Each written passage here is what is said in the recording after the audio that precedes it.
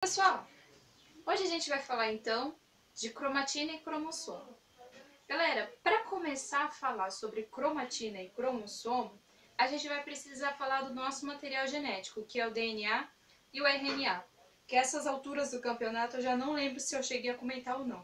Para não ficar sem, se eu já tiver falado, pula essa partezinha do vídeo. Se eu ainda não tiver falado, bora lá. Galera, o DNA é o nosso ácido desoxirribonucleico. O que é desoxirribonucleico? Bom, desoxi, porque ele perdeu uma hidroxila no carbono 4. Meu Deus, o que é isso? Se a gente fosse desenhar aqui a molécula do açúcar do DNA, a gente ia perceber que no carbono 4 ele perdeu uma hidroxila, certo? E o nosso RNA é o nosso ácido ribonucleico. Isso porque ele não perdeu nada, ele tá com tudo em cima, certo? Vamos lá então para vocês entenderem melhor. DNA, galera, o nosso material genético, ele tem a composição que a gente chama de dupla hélice, de fita helicoidal, dupla fita, enfim, que é a nossa escadinha. Todo mundo dá esse exemplo genérico e eu também vou dar para não sair da moda. Então, nosso DNA é uma escadinha bonitinha, composta por corrimãos e por degrau, certo? Nosso corrimão, galera, vai ter um grupo fosfato, espero que dê para vocês enxergarem daí, associado a uma pentose. Nossa, meu Deus, o que é uma pentose? É um açúcar, certo? Pentose é um açúcar, é o açúcar, melhor dizendo, do nosso material genético. E no caso do DNA desse cara aqui, essa pentose ela é desoxirribose. Disfarce. Desoxirribose. Certo? E o que vai ter junto com essa pentose aqui? Vai ter junto com essa pentose, galera, uma base nitrogenada. E essa base nitrogenada ela pode ser de 4 tipos diferentes que a gente já vai comentar. Mas vamos lá. O fosfato, o grupo fosfato, vai se ligar então à pentose, no caso do DNA, desoxirribose, porque ela perdeu uma hidroxila no carbono 4. Eu espero que esteja realmente no carbono 4. Eu acho que é assim. E essa pentose vai estar associada com uma base nitrogenada. Galera, o fosfato vai se ligar, o grupo fosfato vai se ligar na pentose por uma ligação que a gente chama de... Foi embora. Eu coloco para vocês então na descrição do vídeo. Enfim, e a nossa base nitrogenada, ela vai compor os nossos degraus da escada. Legal? Então, o nosso corrimão é o fosfato mais a pentose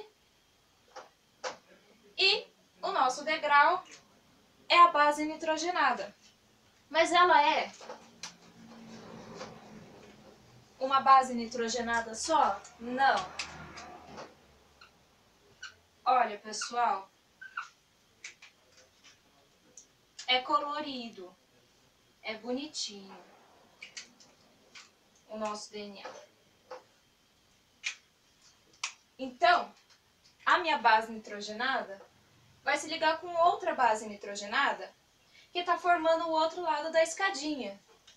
E aí, perto dessa base nitrogenada aqui, a gente vai ter o corrimão de novo, que é formado, no caso, por uma pentose e por um grupo fosfato. E nessa ligação aqui, entre as bases nitrogenadas, nós temos ligações do tipo pontes de hidrogênio, galera. Como é que funcionam essas ligações? Nós temos 4 tipos de bases nitrogenadas quando se trata de DNA. São elas adenina, timina, citosina e guanina. A adenina e a guanina são bases púricas. Já a citosina e a timina são bases pirimídicas, certo?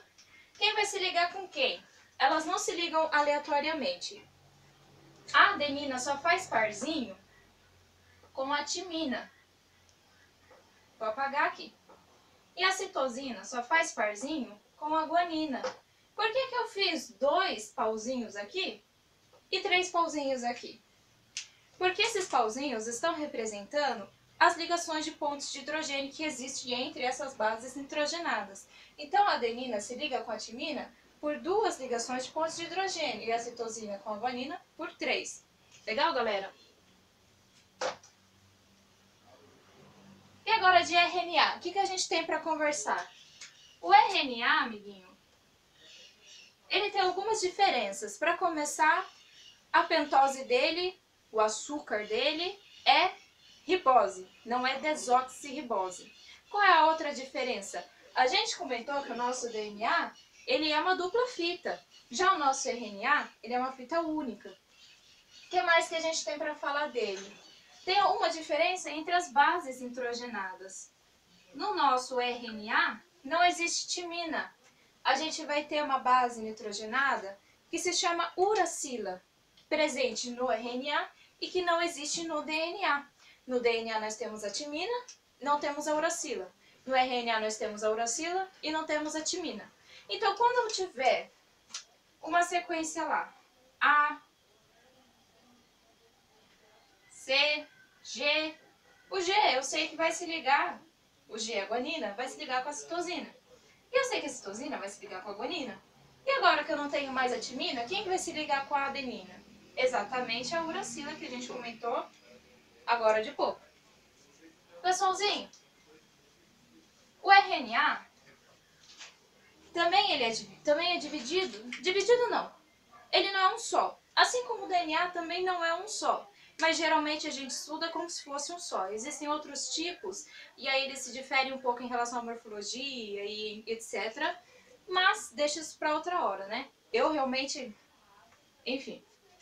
Falando de RNA então, a gente sempre ouve falar que os tipos de RNA são 3, certo? O RNA mensageiro, o RNA ribossômico e o RNA transportador. Na verdade, não são só esses 3 RNAs, mas esses são os principais. Então, a gente vai falar dos principais tipos de RNA. O RNA mensageiro, galera, ele leva esse nome exatamente porque ele vai transmitir a mensagem do DNA para a produção de proteínas. Basicamente isso. Ele vai se formar num processo chamado transcrição, que é inclusive o próximo vídeo. O RNA ribossômico vai se juntar com algumas proteínas e formar o ribossomo, uma estrutura que é onde acontece, ele é a casa, o ambiente onde acontece a síntese proteica. É lá que acontece a formação daquela proteína que ainda está imatura, certo? E o RNA transportador também vai participar da síntese de proteína, mas já num processo chamado de tradução, que é quando o RNA mensageiro dentro do ribossomo vai levar códons, porque ele é mensageiro, ele leva uma mensagem do DNA para a síntese de proteínas. E que são esses códons, essas mensagens? E aí, por meio desses códons, o transportador que transporta alguma coisa vai transportar aminoácidos que são específicos ao códon, e aí ele vai se ligar com o anticódon. Então, o RNA mensageiro, para o próximo vídeo já para vocês irem se acostumando. O RNA mensageiro tem o códon e o RNA transportador tem o anticódon. E um vai se ligar no outro para poder soltar o aminoácido na síntese de proteínas para tudo funcionar direitinho no nosso organismo. RNA e DNA fechou. Vamos falar de cromatina e cromossomo? Que até agora ninguém falou nada de cromatina e cromossomo, né? Bom, então, galera, olha lá. Eu tenho o meu DNAzinho bonitinho aqui. E aí vai acontecer um negócio com ele. O que vai acontecer com ele? Ele vai se unir a certas proteínas que a gente chama de histonas, que são essas bolinhas vermelhas aqui. É importante vocês lembrarem que as histonas são de 5 tipos e elas se juntam para formar a bolinha que vai se juntar com o DNA, e cada junção de DNA e bolinha de histona a gente chama de nucleossomo. Então, galera, isso aqui é o nucleossomo, isso aqui é o nucleossomo. Isso aqui é o nucleossomo. E a gente chama esse pessoal todo aqui de cromatina. A gente costuma chamar então que a cromatina é o DNA associado a proteínas histonas, certo? Bom, quando as proteínas histonas Quando os nucleossomos, desculpa, se juntam todos num lugarzinho só e dão esse tipo de conformidade aqui, a gente chama isso de solenoide, certo? E aí o solenoide vai se condensar mais ainda e vai ficar uma estrutura bem condensada, associada a um esqueleto proteico que vai dar firmamento a essas proteínas associadas com material genético. E aí isso daqui a gente vai chamar de cromonema, galera. O cromonema é o antecessor, digamos assim, do cromossomo. A partir de uma outra condensação em cima desse cromonema, a gente vai chegar então no cromossomo, que é o nosso amiguinho aqui. O cromossomo, galera, ele se forma numa célula quando essa célula, desculpa, está para se dividir. Então, quando ela vai passar por uma divisão, ela condensa o seu material genético, que no caso é o DNA, de tal forma até ele chegar a ser um cromossomo para poder se dividir. Isso porque o nosso material genético é delicado e não pode existir nenhum tipo de... Enfim, não pode acontecer erros durante essa divisão.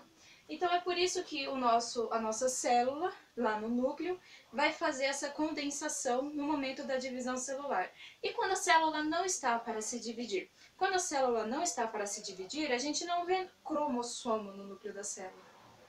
A gente vai encontrar cromatina, que é o material mesmo, o material genético, descondensado. O material genético mais solto. Mas por que mais solto? Porque ele vai precisar passar por processos de replicação, de transcrição, de tradução, para poder fazer sínteses proteicas, para poder fazer todo o metabolismo da célula, certo? E do organismo como um todo, né? Bom, então é isso aqui que a gente tem que falar em relação a cromatina e cromossomo. Tem só mais uma coisa que eu quero comentar com vocês sobre o cromossomo. Galera, ele pode ser classificado de acordo com o lugar onde se encontra o centrômero do cromossomo. E o que é o centrômero do cromossomo?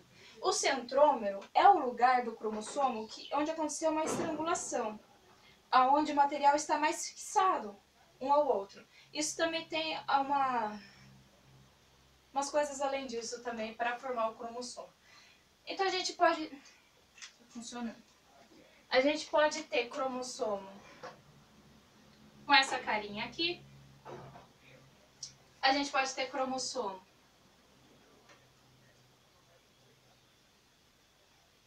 com essa carinha aqui.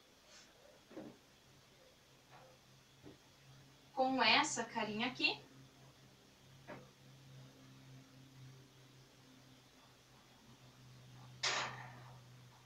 E esse aqui, galera, nós seres humanos não podemos ter, mas outras espécies, como o gato, por exemplo, possuem esse tipo de cromossomo.